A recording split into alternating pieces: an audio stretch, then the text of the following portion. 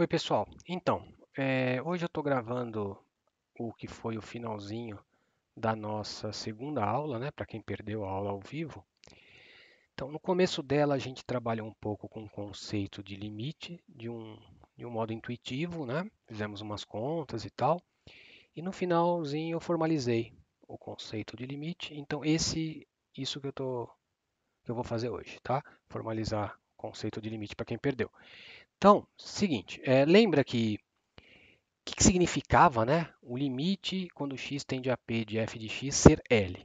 Significava que os valores de f de x iam ficando arbitrariamente próximos de L, né, conforme o x ficasse bem próximo de p, certo? Tão próximo, o f de x, os valores de f de x ficavam tão próximos de L quanto você quisesse, certo? Agora, como eu vou traduzir isso em termos matemáticos, né, mais preciso? Então tá aqui, ó. É uma sentença um pouco complicada mesmo, né? Por sorte, não será o foco central do curso, tá? Nós vamos continuar trabalhando de forma intuitiva. É mais para vocês conhecerem, né? E, enfim, que de fato é algo um pouco complicado, né? Logo na segunda aula vê isso. Mas é que é limite, né? O começo do curso. Então, ó, você diz quando x tende a, o limite quando x tende a p de f de x é L se, dado qualquer epsilon positivo, esse epsilon positivo justamente vai ser a distância que você quer que f de x fique de L, o arbitrariamente próximo de L que você quer. Então, dado qualquer epsilon positivo, sei lá, 10 a menos 1, tem que ser qualquer. Então, dado qualquer epsilon positivo, você tem que ser capaz de encontrar um delta positivo, que esse delta vai ser justamente a distância de x até p. Depois eu comento tudo. Então, ó, dado qualquer epsilon positivo, você tem que encontrar um delta positivo, tal que, para todo x do domínio de f que satisfaz essa sentença, a distância de f de x até L fica menor que epsilon. Olha só, calma. O que significa essa sentença aqui? Né? São duas desigualdades. Essa da direita, se módulo de x menos p menor que delta, você pode interpretar o módulo de x menos p como sendo a distância de x até p, certo? Pode desenhar lá numa reta. O módulo de x menos p é a distância entre eles, tá?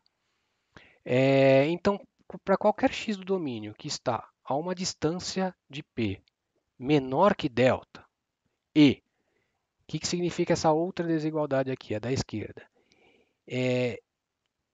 O módulo ser positivo significa apenas que ele não é zero. Qual é o único caso que esse módulo seria zero?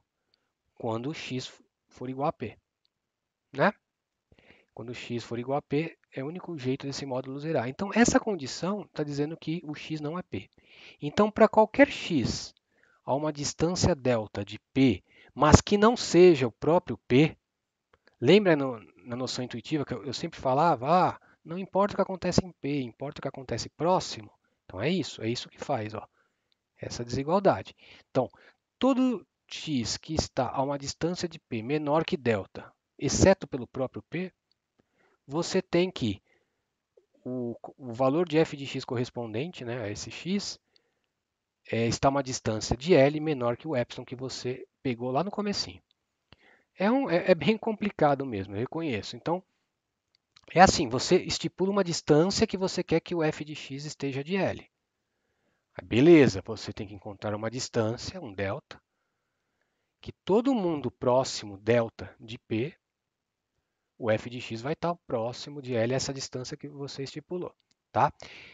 Eu vou explicar melhor com gráfico aqui embaixo, mas antes, aqui eu só escrevi o que eu comentei aqui, que essa condição significa que x está uma distância menor de delta, menor, né, melhor que delta de P e não é o próprio P. Tá? E a outra é a mesma coisa, né, que significa que a distância de f de x até L é menor que epsilon. Certo? Então, é o que eu expliquei aqui no comecinho. E se você não quiser pensar eu prefiro pensar assim nas distâncias, né? Mas se você quiser pensar em termos de intervalo, essa condição da f de x menos L em módulo ser menor que epsilon, ó, abre esse módulo, né? Joga para cá o L, ele fica positivo. Significa que o f de x está no intervalo L mais epsilon, L menos epsilon, tá? E a mesma coisa aqui para o x, tá? Isso vai facilitar o meu desenho embaixo. Essa condição, mesma coisa, significa que o x está entre P mais delta e P menos delta, né? Abrindo o módulo também, igual em cima, e com essa condição adicional que o x não é P. Tá? Isso vai facilitar o meu desenho no próximo slide. Tá? Mas é melhor pensar na distância, eu prefiro. Ó, olha só. Então, se eu quiser provar formalmente que o limite de uma certa função f é L, o que eu tenho que fazer? É como se fosse um jogo. Eu quero provar que é L. Meu adversário quer impedir que eu prove que é L. Então, ele vai jogar uma carta epsilon, que dá a distância que ele quer que fique. Então, ele vai jogar um epsilon. A graça do epsilon é ser pequeno. O cara coloca muito grande, é fácil eu rebater. Então, ele vai me jogar um epsilon, né, que vai dar a distância que ele quer que os meus f's de x fiquem do L. Eu tenho que ser capaz de encontrar um delta, que está aqui em vermelho, né, aquele intervalo que eu desenhei, que todo mundo que esteja a uma distância de P menor que delta, ou seja, lembra do intervalo que eu coloquei lá em cima? Que está nesse intervalo P menos delta, P mais delta, todo mundo aqui dentro tem que ser jogado por F nesse intervalo azul que ele estipulou anteriormente. Se eu conseguir isso, eu rebato o epsilon dele. E meu desenho mostra que dá para rebater esse epsilon que ele desenhou aqui. Só que aí ele não vai parar nesse epsilon, tem que ser para qualquer epsilon. Então, o que ele vai fazer? A ideia ele vai diminuir mais ainda esse epsilon, vai pegar um epsilon menor ainda, sei lá, por aqui. O meu delta já não funciona, porque vai gente cair fora. Por isso tem que ser para todo o epsilon. Né? Então, ele vai diminuir, eu também vou diminuir meu, meu delta aqui, de modo que todo mundo que esteja a uma distância delta, nesse novo delta, vai cair dentro desse novo intervalo que ele estipulou. Então ele vai fazer esse intervalo ficar cada vez menor, eu vou ter que diminuir o meu de modo a encontrar um intervalo bem pequenininho, né, que jogue todo mundo dentro do intervalo que ele estipulou. Isso dá a ideia, tá vendo, que o f de x vai ficando arbitrariamente próximo de L, tão próximo de L quanto eu quiser, contanto que meus valores de x estejam suficientemente próximos do P. É aquilo que eu escrevi em português, está traduzido com esses símbolos matemáticos. Né? Então, se eu conseguir rebater todos os epsilons dele, eu ganho e fica provado que o limite é L. Se ele jogar uma carta epsilon que eu não consiga encontrar um delta que faça aquele serviço, ele ganhou e o limite não é L. É essa que é a ideia, certo? Então, claro, existem infinitos epsilon. Não vale tentar, vou testar 10 a menos 1, vou testar 10 a menos 2, 10 a menos 20. Pronto, acho que vai dar certo. Não, tem menores ainda. Então, normalmente o meu delta vai ter que ser escrito em termos do epsilon que ele jogar. Porque ele vai jogar infinito, não dá para rebater um por um. Né? Então eu vou botar uma estratégia para rebater todos os epsilons dele. Quer ver como funciona isso? Fazer um exemplo só. Vamos mostrar formalmente que o limite quando x tende a 1 de 2x é 2. Então, ó, essa é a minha f, este é o meu p, 1. Né? E este é o L. Então, estou querendo mostrar que o limite de f de x quando x tende a 1 dá 2. Ninguém tem dúvida, usando a noção intuitiva, que isso é 2. Muito mais fácil do que todos que nós fizemos. Certo? A ideia vou mostrar como funciona a prova formal disso. Tá? Mas nós vamos continuar trabalhando com a noção intuitiva, tá, gente? É só para mostrar como funciona o formalismo aí. Então, como é que eu começo? Lembra, o meu adversário vai jogar um epsilon. Pá, jogou. Pegou um epsilon positivo. Está escrito em termos arbitrários, em termos gerais, epsilon. Tá? Eu vou ter que encontrar um delta. Eu vou pensar um pouco, vou falar, bom, essa função que eu peguei é simples, né?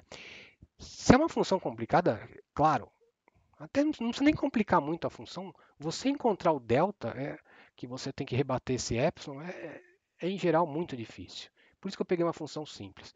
Então eu pensei um pouquinho aqui, ó. Ah, essa função dobra, né? Então, o que que eu vou fazer? Já que a função dobra, eu vou pegar metade do que ele jogar aqui. Vou pegar a carta que ele jogar, eu vou jogar metade. Ó, peguei delta menor que o epsilon que ele jogou. Então, se ele jogar 10 a menos 1, eu vou jogar 10 a menos 1 sobre 2. E por aí vai, certo? Então, olha só, eu vou mostrar agora que com esse delta eu consigo fazer aquele serviço lá, ou seja, rebater os epsilons que ele vai jogar. Então, olha só, está aqui a conta. Então, para todo x do domínio, é que o domínio é real, que satisfaz aquela condição, lembra? Essa é a condição que eu tenho para o x. O meu x está a uma distância de 1, que é o ponto limite, menor que esse delta. E positivo, que significa que o x não é 1. Tá? Essa coisa aqui eu nem vou usar. Vocês vão ver que eu não vou usar. Né? Porque essa função é bem comportada. Lembra? Então o valor 1 também vai satisfazer, mas não precisa, tá? Eu poderia descartar o 1, mas vai funcionar para o 1, foi sorte. Né? Não é bem sorte, né? Mas é que a função é contínua, tem uma coisa por trás disso, mas a gente não viu essas coisas ainda. Mas enfim, todo x que está a uma distância delta de 1, o que, que vai acontecer? Vamos calcular o f de x dele. F de x menos 2, porque o L aqui é 2, tá? F de x menos 2 é... Aqui eu só coloquei quem é o f de x, né? 2x. O L é 2, continua aqui. O que, que eu vou fazer aqui? Tirar o 2 em evidência. Ele é positivo, então ele sai do módulo, né? Também 2, né? X menos 1. Agora, olha só, eu tenho 2 vezes x menos 1. Só que x menos 1 é menor que delta. Então, esse produto certamente é menor que esse produto, certo? Certo? Pega essa desigualdade, multiplica por 2 os dois lados, preserva o sinal. Então, eu tenho 2x menos 1 em modo menor que 2 delta. Está aqui, por estrela que está aqui. Tudo bem? Agora, olha só, quem é esse delta? É metade do epsilon dele. Então, joguei aqui quem é o delta. Ó, lembra aquele raciocínio inicial? Como a função dobra, eu peguei metade, vai cancelar, vai dar o próprio epsilon. Moral da história, se x estiver a uma distância delta de 1, este delta aqui, eu consigo fazer o f de x ficar a uma distância epsilon do 2. Qualquer que seja o epsilon que ele jogar. Eu bolei uma estratégia para derrotá-lo com qualquer carta. Ele joga uma carta, eu vou jogar metade. Assim eu ganho. Sempre eu vou conseguir fazer o meu o f de x, né, ficar próximo do epsilon que ele estipulou inicialmente. Então, ó, aqui eu resumi o que eu falei. Ó. Assim, para cada epsilon, a gente encontra um delta, como na definição de limite, né, que satisfaz essa desigualdade aqui. Então, fica então provado que o limite quando x tende a 1 de 2x é 2. Certo, gente? Então tá, eu não fiz mais que isso, tá? E nós também não vamos mexer, como eu disse, não vamos mexer muito com apps. É mais para vocês conhecerem. No cálculo 2, as coisas ficam um pouco menos intuitivas, né? Não temos lá os limites laterais, temos outras coisas. Então, aí se trabalha um pouquinho mais com o epsilon, tá? Mas nesse curso, eu vou falar a verdade para vocês, a gente não foca tanto nisso, não. É só para... Também estamos na primeira semana de curso, já vê um dos conceitos mais complicados que tem do cálculo, né? Mas, enfim, é só para mostrar que aquelas dúvidas que vocês tinham, mas como que eu falo arbitrariamente próximo? Aí, é assim, é com o epsilon. Tem como formalizar direitinho aqueles conceitos que nós vimos de forma intuitiva. Certo? Então foi isso que eu fiz. Vou terminar o vídeo aqui, tá? Então até a próxima aula.